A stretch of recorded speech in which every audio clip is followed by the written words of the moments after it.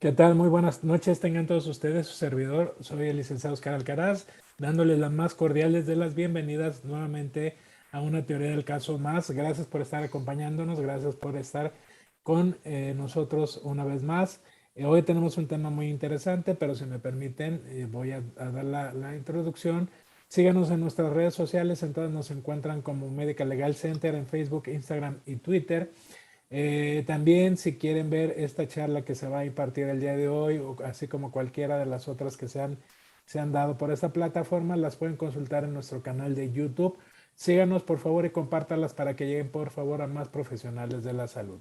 Si ustedes están interesados en charlas en materia médico legal y forman parte de alguna institución médica, son parte del directivo, de la jefatura de enseñanza o pertenecen a alguna agrupación o algún colegio médico, lo único que tienen es solicitarlas a través de nuestro correo que es atención.mlc@gmail.com. Atención, ya saben, es sin acento, atención.mlc@gmail.com.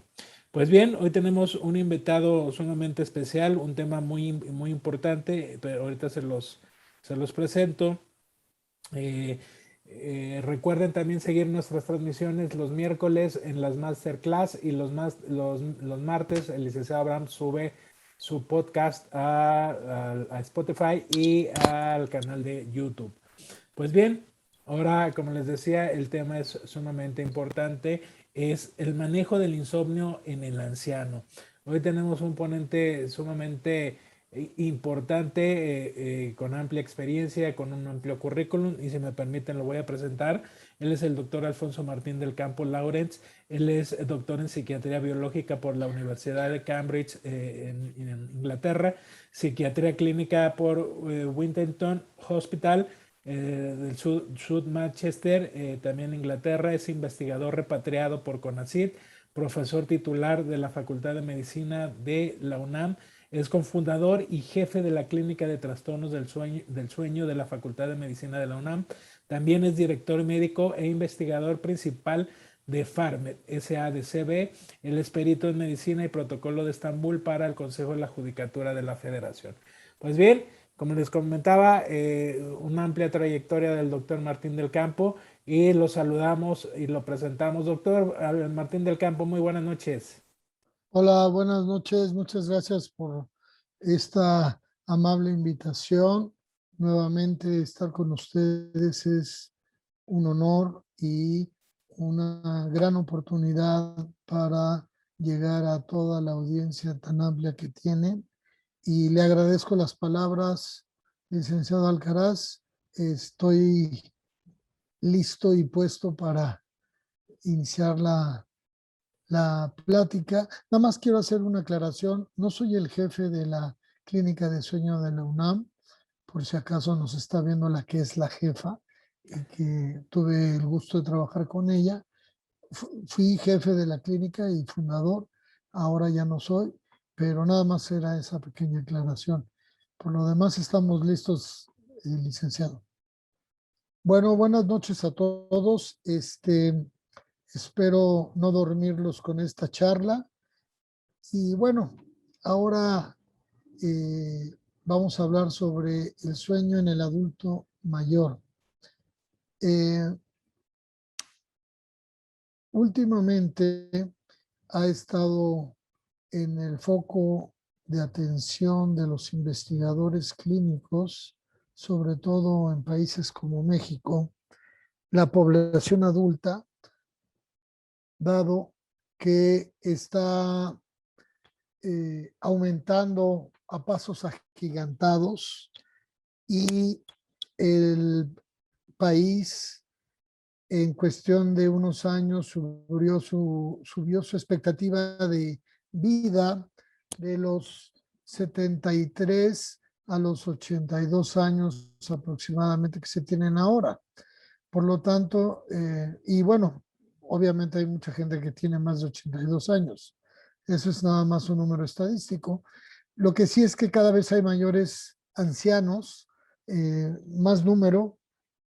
Y bueno, pues evidentemente cuando llegamos a esa etapa de la vida, llegamos con algunos problemitas de salud, pero uno de los más importantes, donde aproximadamente, y dependiendo del estudio, el país al que se consulte, varía el porcentaje. El 70% de los ancianos tienen algún problema de sueño durante esta etapa de su vida, es decir, al final de la vida. Por eso es que hoy vamos a hablar de sueño en el adulto mayor. Obviamente es un tema muy amplio, es muy diferente hablar del sueño en el adulto normal o en el adulto joven o en los adolescentes. Esto es un tema muy específico, sin embargo no nos da tiempo de meternos en demasiadas finuras, por lo tanto voy a tratar de abarcar el tema lo más ampliamente que se pueda y espero que en las preguntas y respuestas se puedan resolver sus dudas. Un servidor, Alfonso Martín del Campo, y tenemos aquí nuestro logo desde hace aproximadamente 25 años con los estudios de sueño. Y bueno, quise hacer esta cita porque es de 1834, es decir, va a cumplir 100 años de que Robert McNish, en el libro The Philosophy of Sleep, decía que el sueño es un estado intermedio entre la vigilia y la muerte. Es un poco, obviamente, probablemente influenciado por Nietzsche, ¿no? Por aquel pensamiento de la muerte, pero lo que sí es cierto es que nosotros o estamos dormidos o estamos despiertos desde que nacemos. La vida consiste en esos dos estados. Por lo tanto, ¿será importante dormir? Entonces, vamos a hacer una pequeña revisión de la definición. La palabra sueño viene del latín somnus, que es la raíz original que se conserva en términos como somnífero, somnoliento, sonámbulo. Quiere decir tanto el acto de dormir como el deseo de hacerlo, que es cuando tengo sueño. Y por otro lado, también, aunque no es parte de la definición, es importante comentar, porque mucha gente sacrifica, sobre todo los jóvenes, las horas de sueño para poder completar el día. Es una función vital. Cuando hay deprivación de sueño, el organismo muere. Yo no tengo ningún récord o ningún registro oficial académico de deprivación de sueño en humanos hasta la muerte. Sé que por ahí hubo algunos experimentos en algunos momentos de la vida de la humanidad, pero lo que sí se sabe es que una rata al 11º día se muere, ¿sí? Nosotros la deprivamos de sueño, además de que es una muerte muy fea, porque como no se regeneran los tejidos y demás, bueno, no quiero entrar en una situación dramática, pero créanme que se muere y ese es el punto. Nosotros necesitamos dormir para poder vivir. Y entre mejor durmamos, mejor vivimos. Mejor prefiero ese enfoque. Aquí tenemos algunos que les pagan por dormir, por ejemplo, pero bueno, no sé si todavía esté trabajando este señor, pero es un poco vieja la foto, pero para que vean cómo a cualquiera le gana el sueño. Creo que sigue sucediendo, pero no estoy seguro. Perdón, doctor, Dígame. no se está viendo su presentación, no sé si la está proyectando o a ver si me la puede compartir.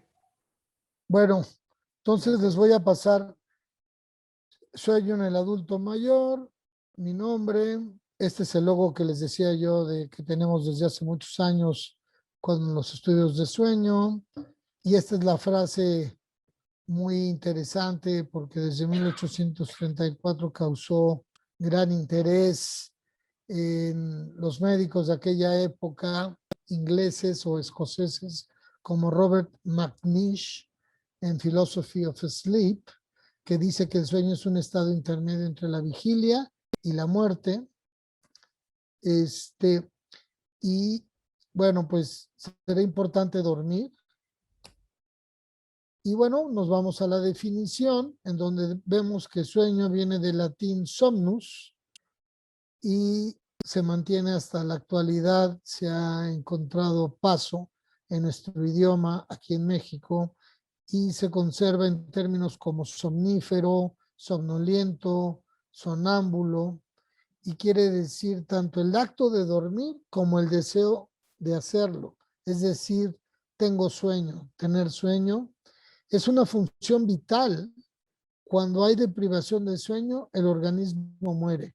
Les comentaba que las ratas se mueren al 11º día, de tal manera que aquellas personas que dicen es que yo no duermo, no es cierto.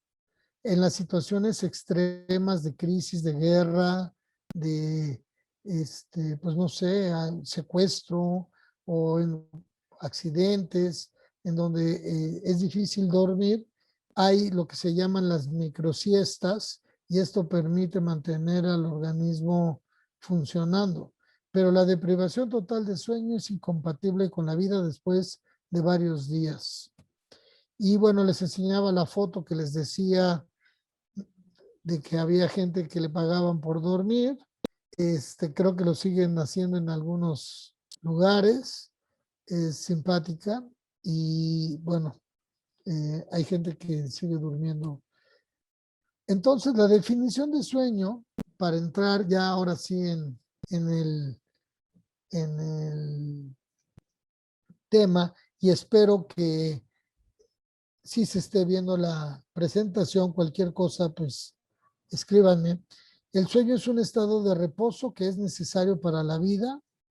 Se caracteriza porque la función disminuye, la función del cuerpo se refiere, por ejemplo, la presión sanguínea, la respiración, la temperatura baja, y por una respuesta menor ante estímulos externos.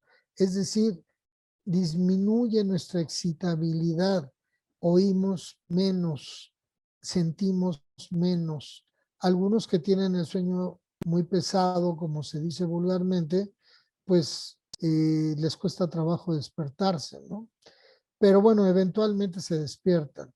Entonces, esas son como características generales de la definición del estado de dormido. Y es el estado de vigilia cuando la persona se despierta. Y esos dos estados, era lo que yo trataba de explicarles, es la vida. O sea, la vida o estamos despiertos o estamos dormidos. Aquí una foto que nos encontramos por ahí en provincia. Y como les decía yo, o estamos despiertos o estamos dormidos.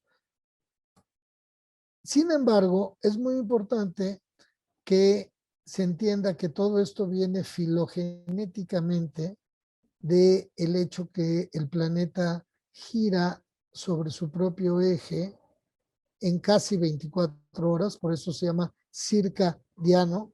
Aquí una foto del día a la izquierda y la noche a la derecha. Toda Europa aquí ya está de noche, mientras que aquí en el Atlántico está de día. Bueno, el hecho de tener día y noche es lo que ha hecho que nuestra especie y todas las especies animales tengan este ciclo de vigilia y sueño para poder adaptarnos a estas condiciones. ¿Qué pasaría si el planeta no girara? No lo sé, pero ahí se las dejo como para una novela de ciencia ficción. ¿Sería necesario dormir? Quién sabe, probablemente las condiciones serían estables.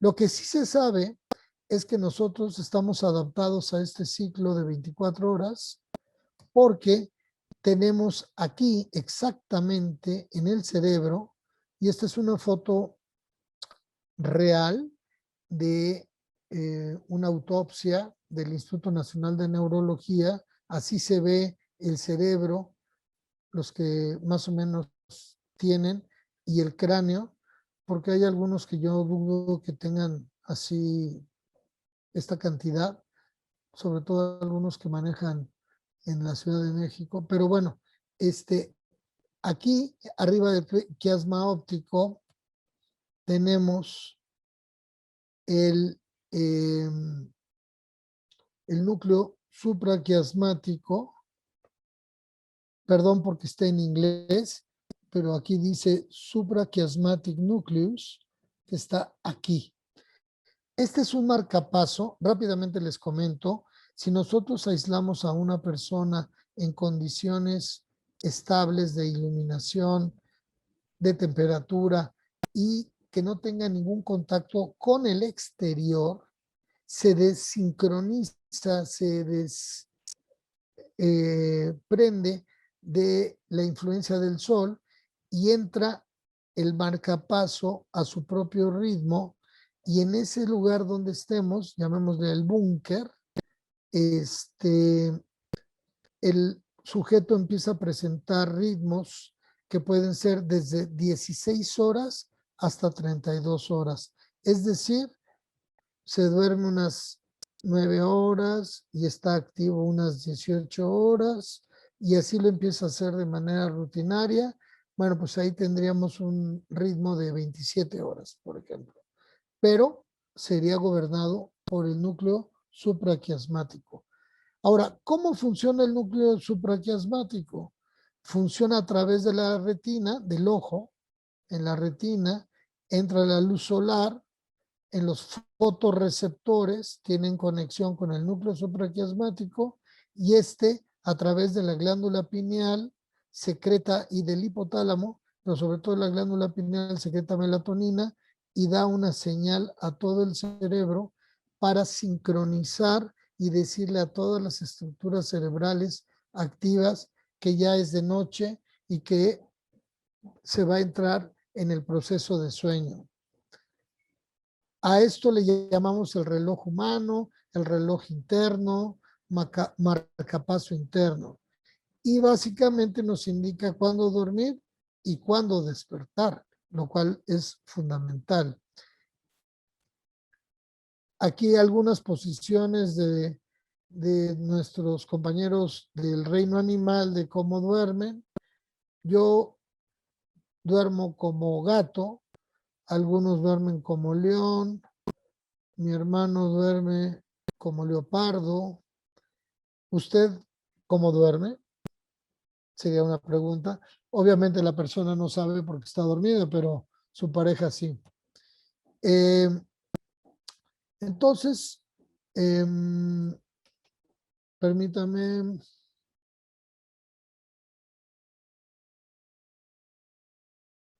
Ya no sé qué hice. Permítame.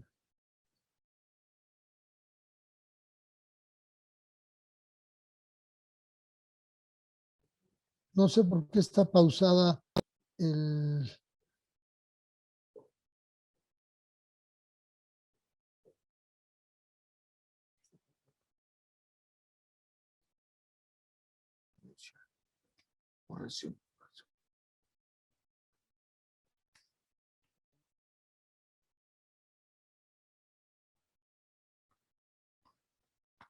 Entonces, desde 1920, disculpe por los problemas técnicos, desde 1920 somos capaces de registrar con el electroencefalograma. Obviamente luego los médicos fueron e hicieron registros no solamente a los pacientes que estaban despiertos o que tenían epilepsia, sino evidentemente a los que dormían.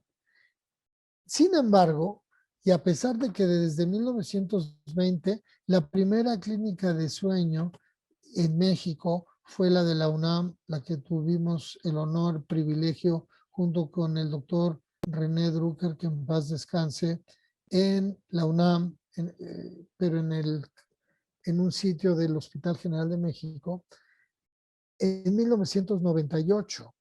O sea, pasaron 78 años para que hubiera una clínica de sueño en donde hicieran esos registros electroencefalográficos ya de manera clínica. O sea, fue lento. Y bueno, a partir de estos registros sabemos que la actividad eléctrica del cerebro produce 4 fases. Bueno, aquí dice 5 fases porque hay una que es despierto y luego las fases de sueño son la fase 1, que es la somnolencia, es cuando nos estamos quedando dormidos, la fase 2, que es el sueño superficial, o sea, ya me dormí, pero superficialmente, la fase 3, que es el sueño medianamente profundo, y la fase 4, que es el sueño profundo. Ahora la tendencia es a juntar la fase 3 y 4 y llamarle sueño profundo y que esas dos fases se junten. Entonces, cualquiera de las dos es correcta. Y bueno, el sueño vigilia es continuo, o sea, el ciclo, es decir, como les digo, o estamos despiertos o estamos dormidos.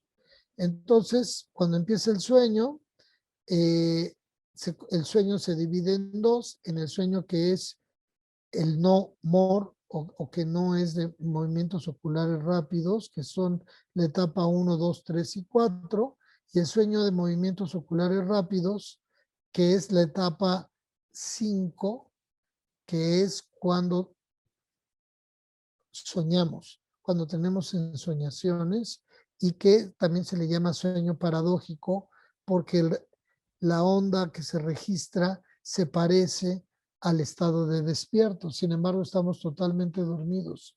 Como no es, esta plática no es una plática de sueño, sino es en el insomnio, más bien, la falta de sueño en el anciano, no voy a entrar en más detalles sobre el sueño, pero sí quería mencionarles que no se trata nada más de estar dormido y despierto, sino que tenemos diferentes fases desde que nacemos. Porque por ahí vi que nos está oyendo un pediatra en Oaxaca, y los niños chiquitos, bueno, pues duermen la mayoría del tiempo, mientras que vamos creciendo, se van estabilizando los horarios y como decía mi abuelita, 8 horas de trabajo, 8 horas de diversión o de descanso y 8 horas de sueño. Bueno, más o menos así se divide, solo que aquí algunos tenemos menos diversión y más trabajo, pero lo que sí es que el adulto joven en promedio duerme entre 6 y 8 horas, es muy variable, algunos con 5 horas tienen, otros necesitan dormir 9 horas, pero finalmente es muy importante el que se cumplan las horas de sueño. Y cuando hacemos el registro, así se ve. A esto se le llama arquitectura del sueño. Y vemos aquí como awake quiere decir despierto.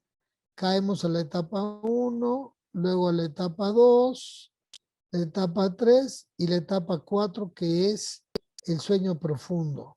Esta y esta.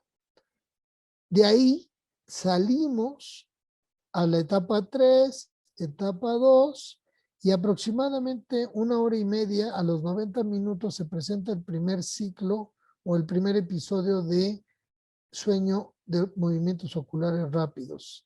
Como pueden observar, estos movimientos oculares rápidos, estas fases, se van presentando a lo largo de la noche y conforme avanza la noche son más frecuentes y duran más tiempo.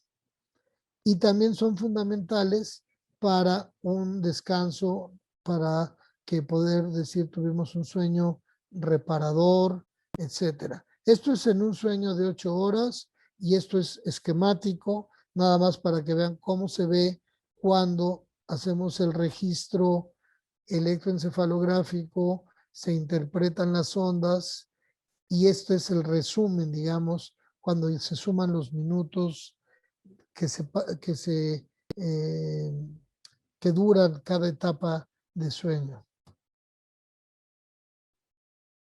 Y ustedes se han puesto a pensar, porque todo mundo seguro tenemos pacientes, familiares, amigos, etcétera, viejitos, ancianos, pacientes de la tercera edad, cerca de nosotros.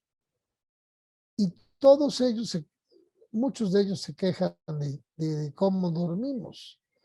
Entonces, se han puesto a pensar como médicos qué pasa.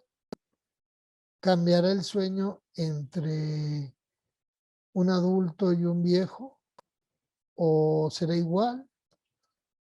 Y bueno, aquí, como esto era un caso clínico, aquí tenemos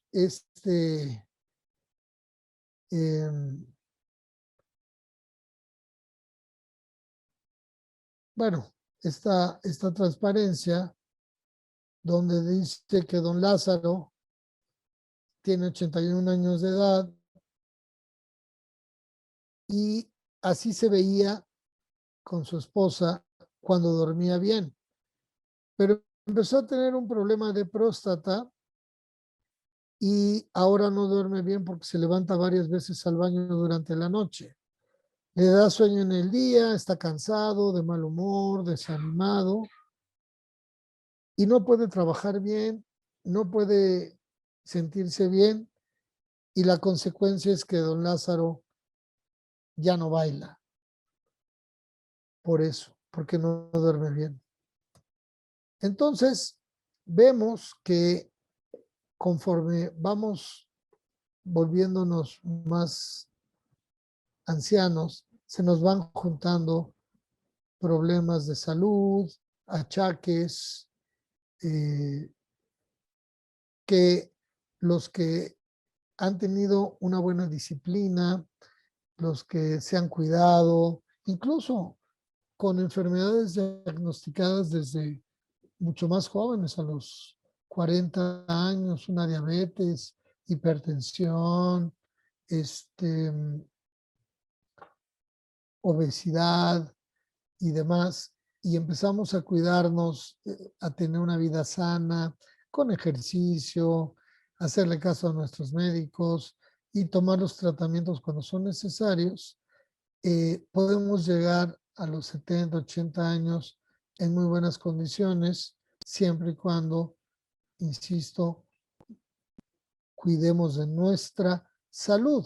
Entonces, las patologías más que se asocian o más frecuentes que se asocian al insomnio en el paciente anciano son malos hábitos, que ahorita les voy a hablar de los hábitos, a lo que se le llama también higiene del sueño y que tiene que ver con esta serie de eventos que hacemos o seguimos antes de dormir y durante el sueño,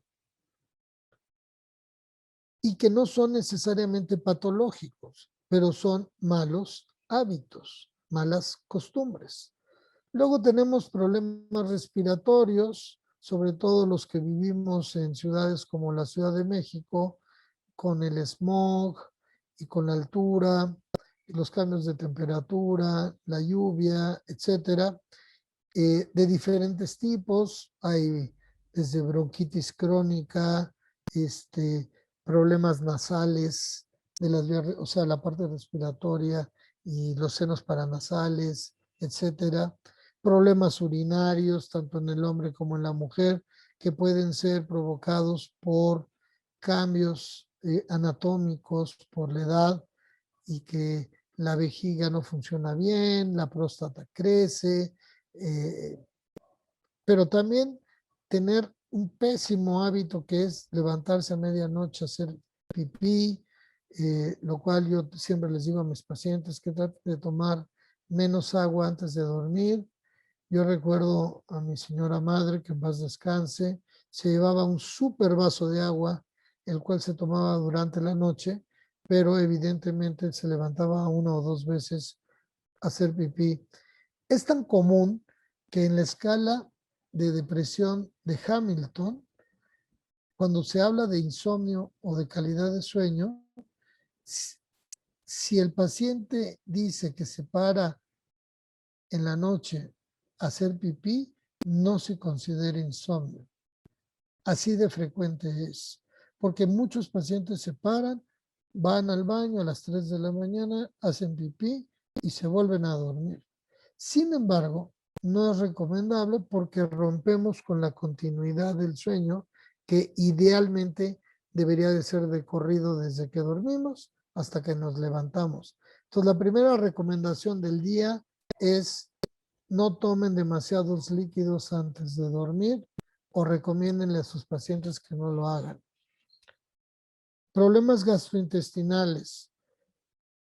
Yo en mis años de juventud, algo que me gustaba mucho era ir a cenar tacos con mis amigos. Si ahorita me como 2 tacos de bistec, de pastor, en la noche me va a costar trabajo dormir porque estoy forzando a mi aparato digestivo, porque no es lo mismo cenar un sándwich de jamón, un pan y un vaso de jugo o de té, más bien de una infusión. No deberíamos de tomar té ni café en la noche, o algo de fruta, que comer carne, comer grasa, lo cual cuesta más trabajo digerir y esto puede interrumpir también la función del sueño. Entonces, si nosotros tenemos a nuestro paciente de la tercera edad que está en buenas condiciones y cena bien, y ándale, abuelito, cena. Sí, cómo no, una torta de jamón con aguacate y chile, y pues a lo mejor es demasiado pesado para él, por lo que se recomienda entonces que las cenas sean más ligeras. El síndrome demencial, ya sea por demencia vascular o una demencia atrófica como el Alzheimer, también produce trastornos de sueño, insomnio. Y básicamente, acuérdense que les comentaba yo que el sueño es un proceso activo. Parece como que nos desconectamos, pero no.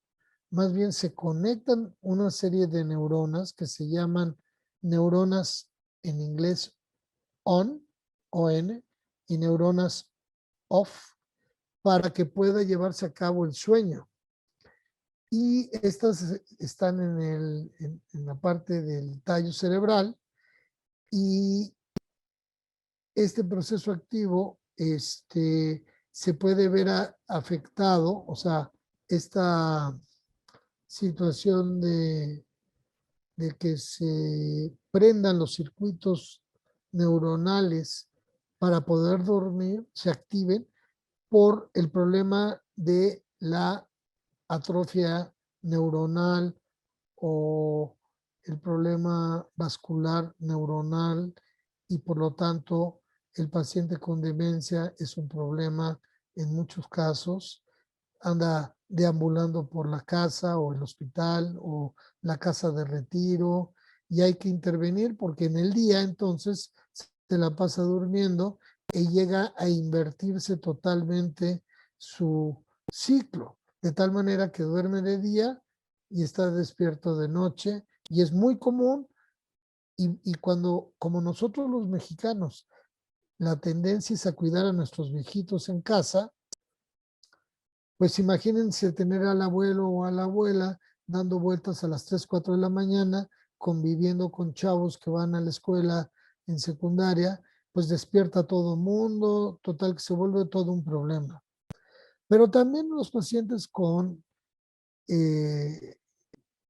ya viejitos, ancianos, también padecen de ansiedad, porque tienen miedo de morir, porque tienen muchos miedos de su salud, porque se enteraron de que su amigo falleció, porque hace mucho que no ve a gente de, de su generación, porque ya no gana dinero, porque está ahí sentado, como decía otro paciente mío, que él se sentía como planta porque lo cambiaban a donde daba el sol en su casa. Y esto también puede llevarnos a que el paciente se deprima y no darnos cuenta, porque pues como ya está viejito, pues está callado y eso va a alterar, porque también lo sucede en el adulto joven, la función del dormir, tanto la ansiedad como la depresión. Y finalmente aquí quise englobar una serie de diferentes trastornos, de lesiones, por ejemplo, los que hicimos deporte y no tuvimos la rehabilitación o el cuidado necesario, pues nos empieza a doler la rodilla, el codo, el hombro, la espalda, el cuello, qué sé yo. Entonces, sí es muy importante, yo le llamo síndrome doloroso porque puede tener diferentes orígenes, pero no es un dolor insostenible, pero sí lo suficiente para que entonces cuando me cambio de posición, ay, me dolió aquí o me dolió acá, y entonces me despierto. Y entonces el paciente viene y cuando viene a consulta, ¿por qué no duerme, señor? ¿Sabe qué? Es que yo duermo boca arriba, pero cuando me volteo del lado izquierdo me duele mucho el hombro. Y le hacemos un estudio y resulta que tiene ahí una calcificación de una lesión que nunca se trató en el hombro izquierdo y bueno, pues habría que tratarla. Ese es un ejemplo nada más. Pero también tenemos otro tipo de problemas, por ejemplo, la fatiga. Hay muchos viejitos que eh, tienen sobrepeso, que nunca hicieron ejercicio, que son débiles físicamente y por el tipo de casa, de escaleras, qué sé yo, se fatigan fácilmente y entonces cuando duermen o se van a dormir, están muy cansados y la propia fatiga, aunque no lo crean, no los deja dormir. No pueden relajarse, sienten contracturas musculares, etcétera. Y lo que les decía yo anteriormente, lesiones. Entonces, aquí la pregunta de ¿cuáles son los problemas más frecuentes? Bueno, ¿los ancianos duermen mal? ¿Sí o no? Esa es la primera pregunta. Y a partir de ahí hacemos nuestro interrogatorio. Lo que sí se sabe es que duermen menos que los jóvenes. Por ejemplo, un recién nacido pasa el 98% del tiempo dormido y 2% despierto, y un señor de 80 años o una señora, 70, 80, con 5 o 6 horas de sueño es suficiente. Entonces, imagínense cómo reduce en la gráfica el, el dormir 98% del tiempo a dormir solamente 30% del tiempo. Se levantan en la noche para ir al baño, a veces se despiertan en la noche y ya no se pueden volver a dormir, les da sueño en el día, se duermen siestas. Esos son los problemas más comunes y los que hay que interrogar. Algunos pacientes roncan, algunos tienen apnea del sueño o dejan de respirar, algunos tienen pesadillas, algunos tienen la parálisis del sueño o lo que la gente llama que se les sube el muerto, que es un desfasamiento entre despertar y activar el cuerpo. Y esto puede durar unos segundos o centésimas, milésimas de segundo, en donde por un momento no estoy despierto, pero no me puedo mover y se siente muy feo. Según me han dicho, a mí nunca se me ha subido el muerto, pero los pacientes me lo han comentado y eh, pues es una sensación muy desagradable no poder moverse, ¿no? Aunque sea por un segundo. Y a algunos pacientes les da por caminar por la casa, que siguen siendo problemas comunes de, del paciente. Ahora bien, vamos a empezar por cuáles son los consejos para poder dormir bien.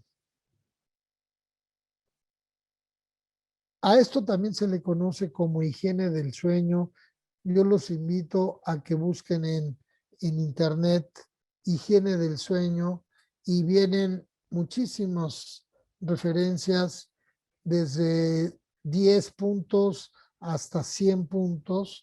Yo voy a mencionar aquí algunos que considero que son los más importantes, como por ejemplo, y esto también va para los adultos, y ojalá los jóvenes cuando están estudiando también lo pudieran seguir, que es acostarse y levantarse a la misma hora. Existe la idea equivocada de que la rutina es mala o es aburrida. Nada más falta de sentido que eso. El organismo, como vivimos en este mundo cambiante, constantemente se tiene que estar adaptando.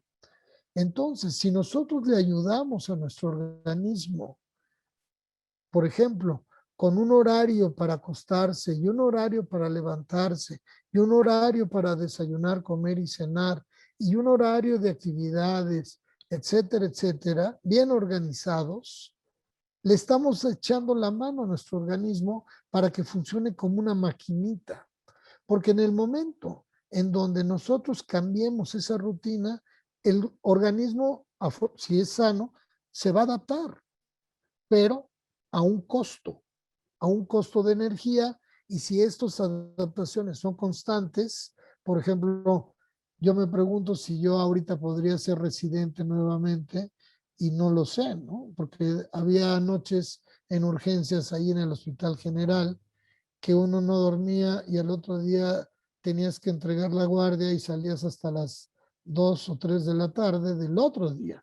Entonces, obviamente, esa resistencia del joven no la tiene el paciente anciano.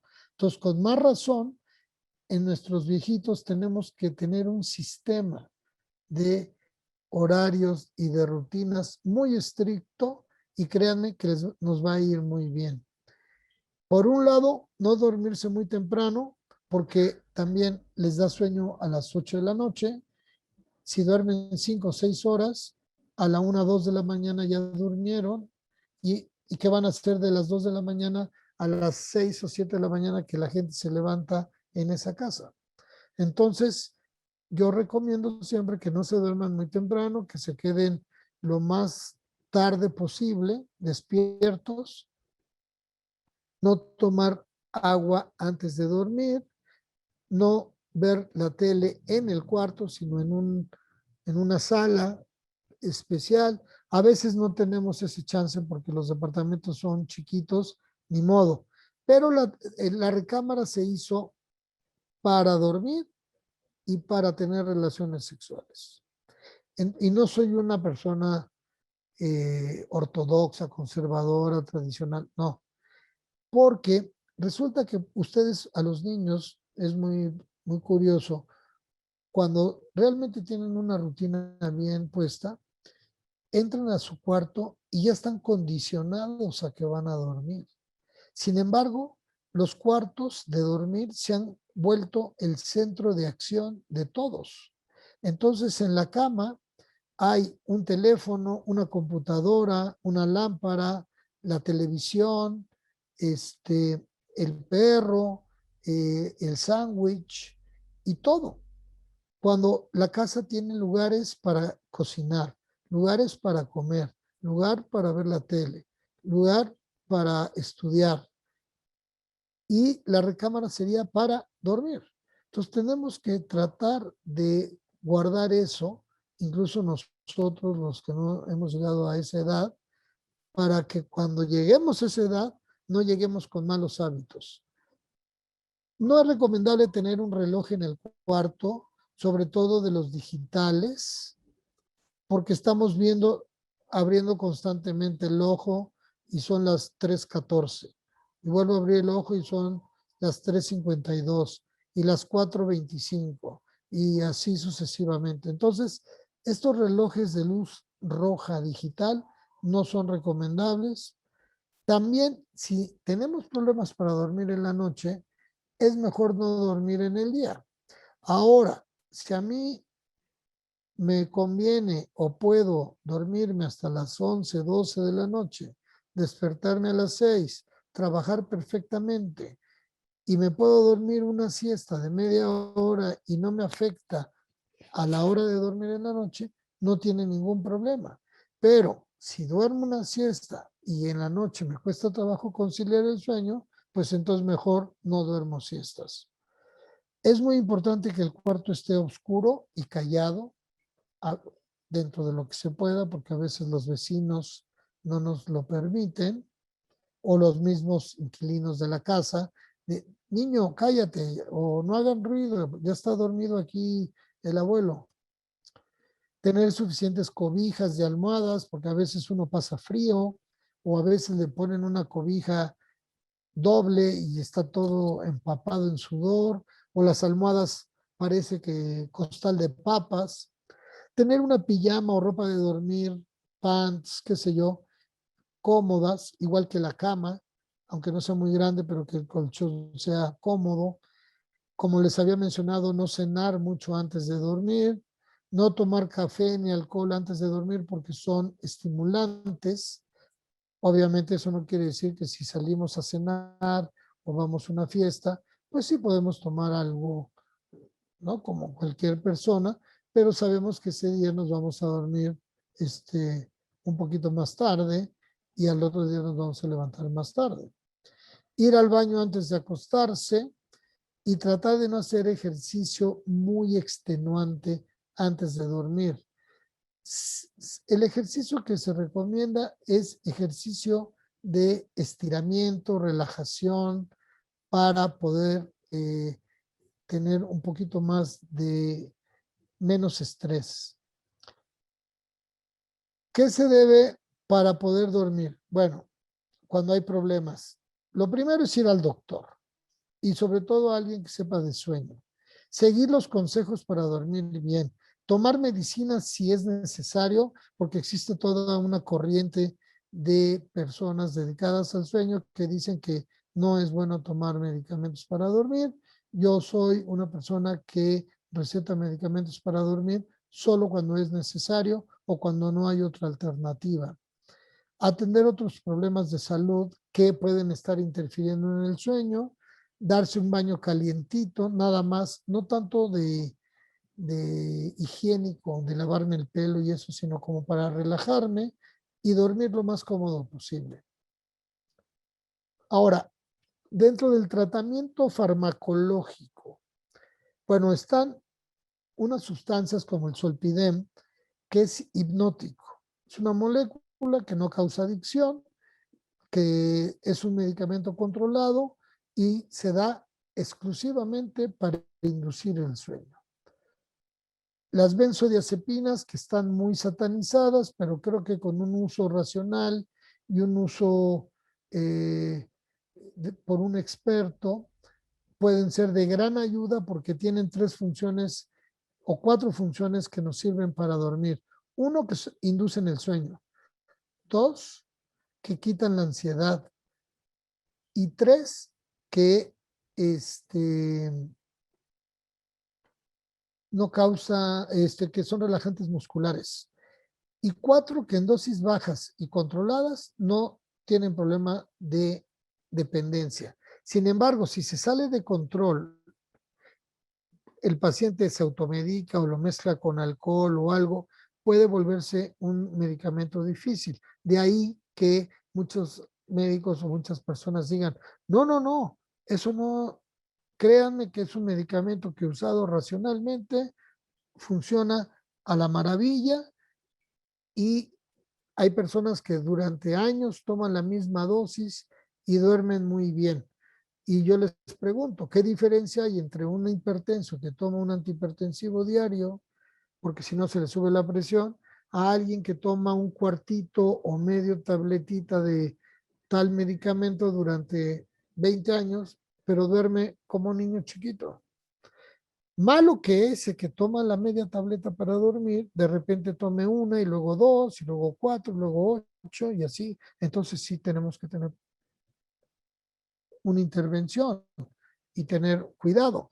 Pero si la benzodiazepina se maneja adecuadamente,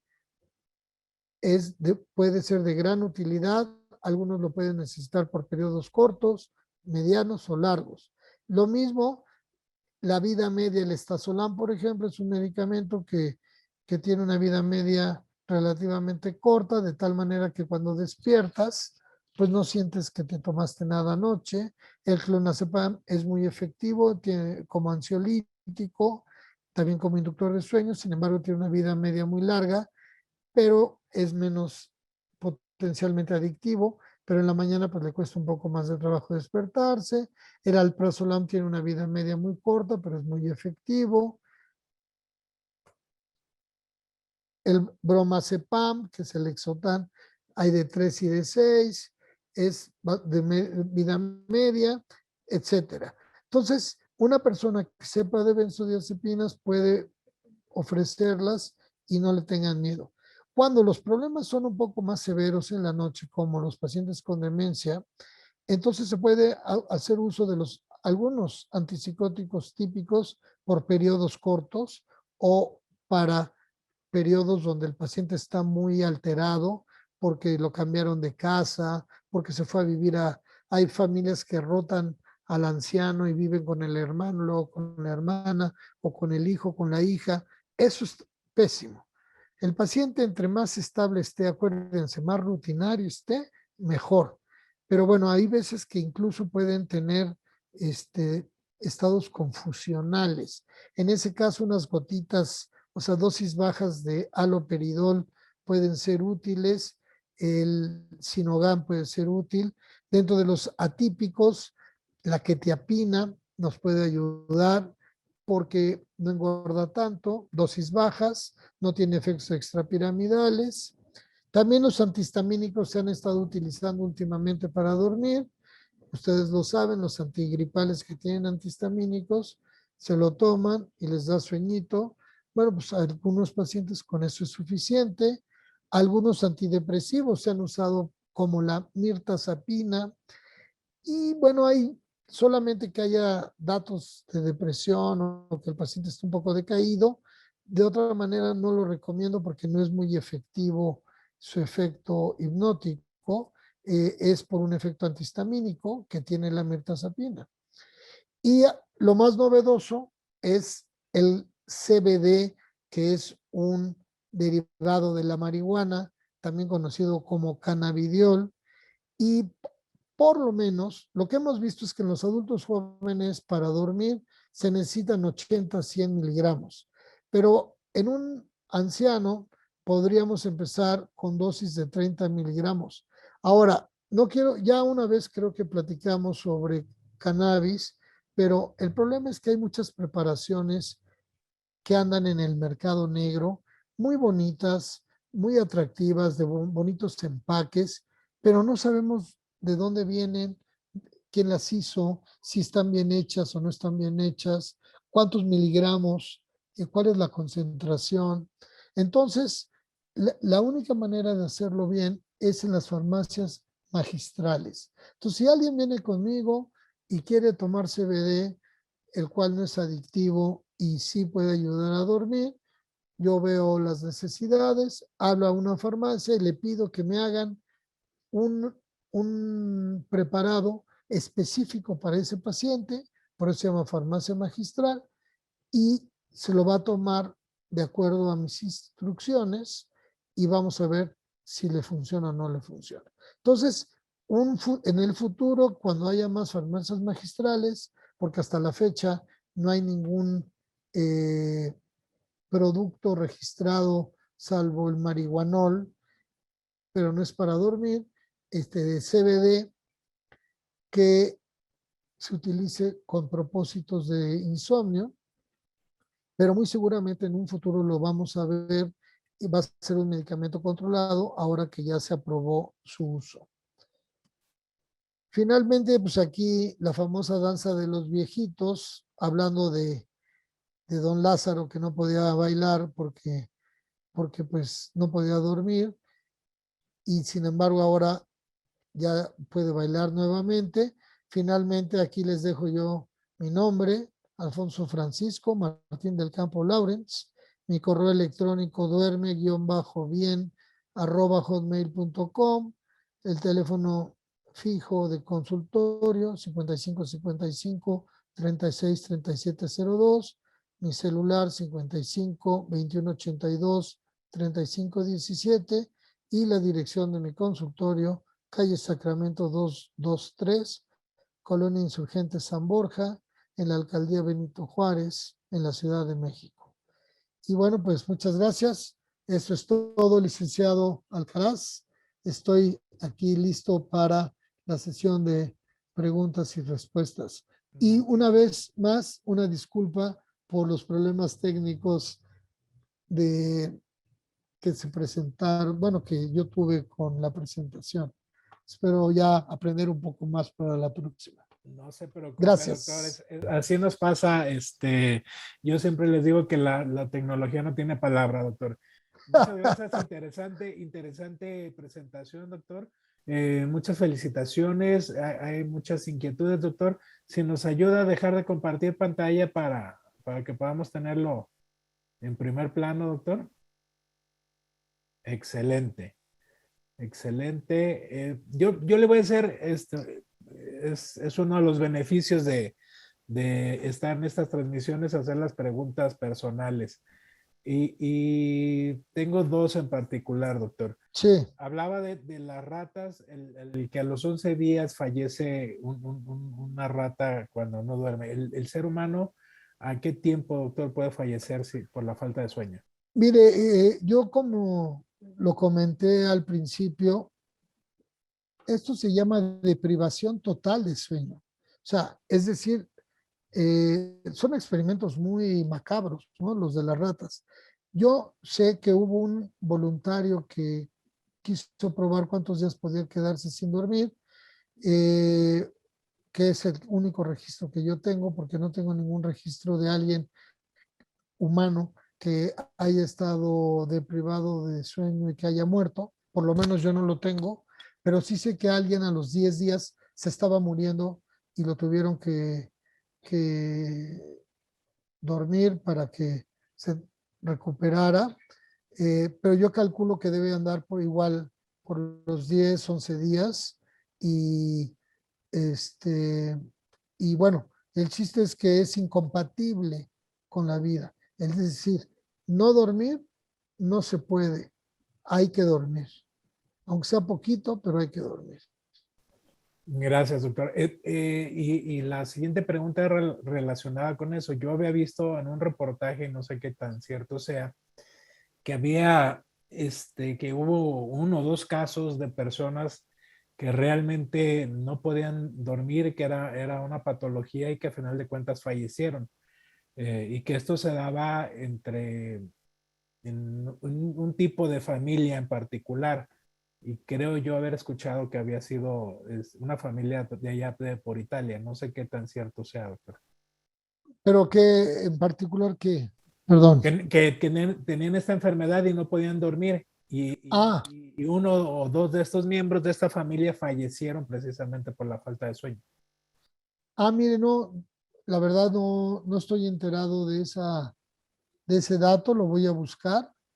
Eh, Hasta donde yo sé, la cuestión del sueño, como es una función vital, eh, no se han hecho pocos estudios sobre herencia, digamos, del bien dormir o del mal dormir. Yo sé que hay familias, perdónenme la expresión, de dormilones y hay familias que son menos dormilones. O sea, que son todos como muy despiertos y temprano y tempraneros. Entonces, eso creo que tiene que ver con una mezcla entre genes y costumbres. Pero esta situación de la familia italiana que no podía dormir y que algunos murieron, sinceramente no lo desconozco, pero voy a buscarlo y en cuanto tenga yo algún dato, se lo hago llegar con mucho gusto. Muchas gracias, doctor. En relación a la... Aquí dice, perdón, que se acerque más usted al micrófono. Ah, Gracias, doctor. En relación a esta relación, valga la redundancia, entre sueño, noche, día y vigilia, pregunta la doctora Isabel Aguilar, ¿qué pasa con los ciegos donde no perciben la luz solar? Muy buena pregunta de Isabel Aguilar. Eh, Muy inteligente.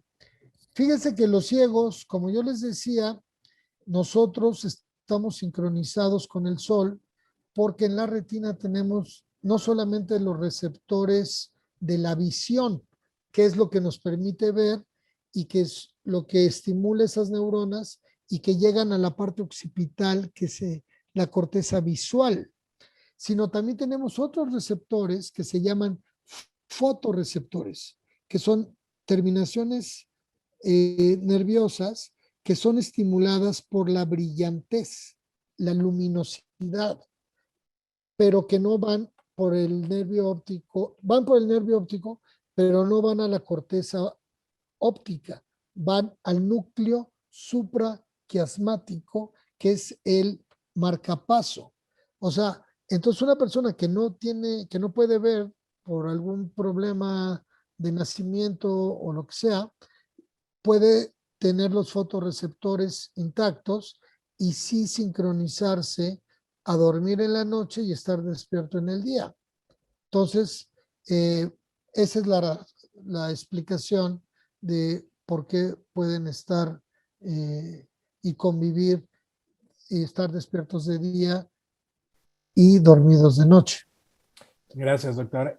También pregunta el doctor Gilberto Bravo, que pregunta qué sabe del insomnio postraumático después de una cirugía o de accidentes. Bueno, esa es una nueva clasificación de la persona. Bravo se apellida, Sí. porque normalmente tenemos tres tipos de insomnio. Tenemos el insomnio inicial, que es la dificultad para quedarse dormido, el insomnio intermedio, que es cuando me despierto a medianoche por ir a hacer pipí o porque me acordé de que no hice algo o algo así, y el insomnio terminal, que es cuando me despierto a las 4 o 5 de la mañana y ya no me puedo volver a dormir y me tengo que levantar a las 6, 7 de la mañana, que eso también se le llama despertar temprano y que puede ser un síntoma de depresión mayor. Ahora, el insomnio postraumático, como le llama el señor Bravo, y muchas gracias por la sugerencia, lo vamos a adoptar, pues sí se presenta porque el cuerpo, dependiendo del accidente o dependiendo de la cirugía o dependiendo incluso de la experiencia, y de la personalidad, de la susceptibilidad del individuo, va a afectarle de diferentes maneras. Entonces, a mí muchos cirujanos me hablan cuando operan a algún paciente para que los primeros días del postoperatorio les recomiende algo para que puedan dormir sus pacientes, precisamente porque tienen la molestia de la sonda, la herida, estuvieron en el quirófano no sé cuánto tiempo, etcétera. Entonces, eso hay un desarreglo ahí y una serie de incomodidades y de estímulos que interfieren con el dormir en el caso de las postraumático operatorio.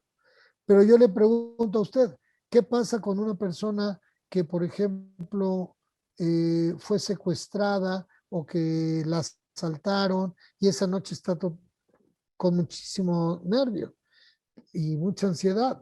Pues lo mismo, ¿no? O sea, no puede dormir y entonces hay que darle algo, aunque sea temporal, para que por lo menos pueda dormir mientras procesa toda la mala experiencia que tuvo. Porque nosotros todo el tiempo, licenciado, estamos sujetos a circunstancias que muchas de ellas no podemos controlar, no podemos prever. Salir y que se llevó el coche la grúa es una tontería si quiere, pero tengo que ir hasta no sé dónde por el coche porque mañana lo necesito y voy a llegar a las 3 de la mañana a mi casa y con un coraje y vaya usted súper cansado. Entonces, todas estas situaciones que salen de nuestra vida diaria y sobre todo las que son traumáticas o son dolorosas o nos dan miedo, ¿van a interrumpir el sueño? Sí. De Y acuerdo. es bueno ir a ver a un psiquiatra o un especialista, contarle, porque puede haber propuestas de tratamiento que no sean para toda la vida, sino temporalmente. Muy bien, doctor. El doctor David Pérez Mesa lo felicita, doctor, y pregunta, ¿el Muchas insomnio gracias. y la alteración del ciclo circadiano y su repercusión en enfermedades como pérdida del pelo, etcétera, que si en este caso usted recomienda melatonina oral o solo en alimentos o ninguna? Mire, la melatonina, como dije, es una hormona que se secreta por la glándula pineal y es una señal sincronizadora.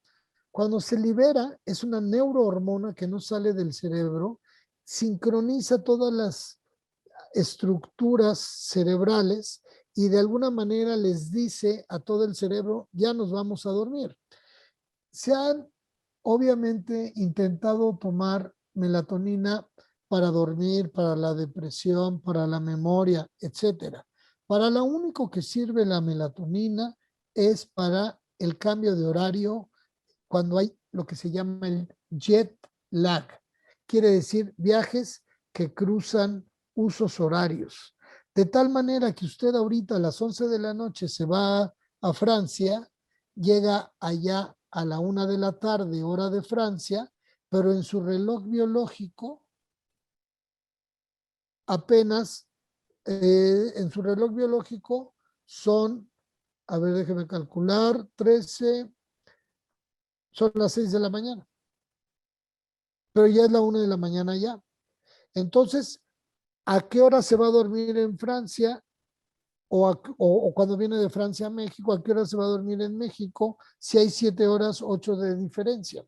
Entonces, las personas que trabajan en las líneas aéreas y demás, sí toman melatonina días antes de ir de viaje a la hora que quieren dormir al lugar al que van, tanto de ida como de venida, y de esa manera reducen el periodo de adaptación al nuevo horario a menos días y pueden gozar de un mejor sueño. Entonces, realmente, a algunos pacientes sí les sirve la melatonina, tiene un pequeño efecto ahí sedante, muy hipnótico, muy leve, pero para los pacientes que realmente tienen insomnio no es tan útil. Por eso no lo mencioné dentro del tratamiento, de las opciones de tratamiento. Gracias, doctor. Pregunta al doctor Luis Miguel, en apnea del sueño tratada con CPAP, ¿qué medicamentos se recomiendan y cuáles estarían contraindicados? Bueno, la apnea del sueño, el CPAP, perdón, es el tratamiento de la apnea del sueño. La apnea del sueño, aquí vuelven a decir que no se escucha usted, licenciado Oscar. Oiga, la apnea del sueño es cuando el paciente inspira y se queda ahí sin respirar y puede durar varios segundos. Y luego vuelve a respirar. Pero eso interrumpe la continuidad del sueño. Entonces, con el CPAP, como está entrando aire, CPAP quiere decir Current Air Positive Pressure. De tal manera que está entrando aire continuamente y el paciente deja de tener apneas, o sea, ya respira normalmente. Y eso ya no va a interrumpir el sueño. Si a pesar del CPAP el paciente no puede dormir, yo recomendaría que fuera con la persona que que le recomendó el CPAP o que viera un especialista, en este caso, que conozca de sueño, que conozca de medicamentos, como un servidor, para ver por qué es que no duerme si ya tiene el CPAP. No sé si me explico. Sí. O sea, puede haber más de una causa por la cual el paciente no duerma. De acuerdo, doctor. Muchas gracias. Doctor, muchas felicitaciones. Muy interesante su ponencia, doctor. Mensaje final para la comunidad médica, doctor, que nos escuchó el día de hoy. Bueno, pues el mensaje final es que una vida bien organizada en términos de horarios, lo que llamamos estructura, de hora de dormir, hora de despertar, hora de comer, nuestra rutina de trabajo, o pacientes jubilados que ya no tienen trabajo, pero que tengan actividades, tenerlas bien estructuradas es muy útil para nuestro organismo. Que el dormir es fundamental, por lo tanto, siempre tenemos que estar pendientes de si nuestros pacientes duermen o no duermen o cómo duermen. Y tercero, que habemos personas que nos hemos dedicado a estudiar el sueño y que podemos brindar un apoyo a estas personas que tienen insomnio, que es terrible, porque hay pacientes que me dicen, doctor, tengo sueño de irme a dormir porque no sé qué me va a pasar esta noche. O sea, no sabe si va a dormir o no, o cuánto. Y créanme que es horrible cuando uno se pasa la noche dando vueltas. Y bueno, pues que confíen en los médicos, que confíen en la tecnología, que confíen en los medicamentos cuando son necesarios y cuidarse, sobre todo. Hay que cuidarnos, licenciado. Muy bien, doctor. Excelente. Muchísimas gracias, doctor. Muy agradecido con su presencia una vez más en esta plataforma. Una charla muy ilustrativa, muy interesante. Muy honrado de estar nuevamente con ustedes, saludándolos. Doctor, si me permite, voy a despedir la transmisión del día de hoy. Con mucho gusto. Gracias, doctor. Gracias a todos. Gracias por haberse conectado una vez más a esta teoría del caso. Ya saben, este nuevo formato, bueno, no, ya ni tan nuevo, ya tenemos algún tiempecito con este formato donde los lunes presentamos la teoría del caso, los miércoles la masterclass y los martes está subiendo el licenciado Abraham Dávila su podcast. Como saben, síganos por favor en nuestras redes sociales. Nos encuentran en todas como Medical Legal Center, en Facebook, Instagram, Twitter, y también sigan nuestro canal de YouTube. Esta charla la podrán consultar, la podrán repetir las veces que ustedes quieran. Esta ya el día de mañana ya va a estar en nuestro canal de YouTube, perdón, de YouTube. También nos encuentran como Medical Legal Center. Agradecemos a nuestros amigos de la agrupación Yo Soy Médico 17 por habernos facilitado su plataforma en Facebook Live para que esta transmisión llegue a más profesionales de la salud. Como saben, nosotros siempre con el compromiso con toda la comunidad médica, les saludo a todos los que se conectaron de toda la República, de Latinoamérica. Muchas gracias por seguirnos apoyando.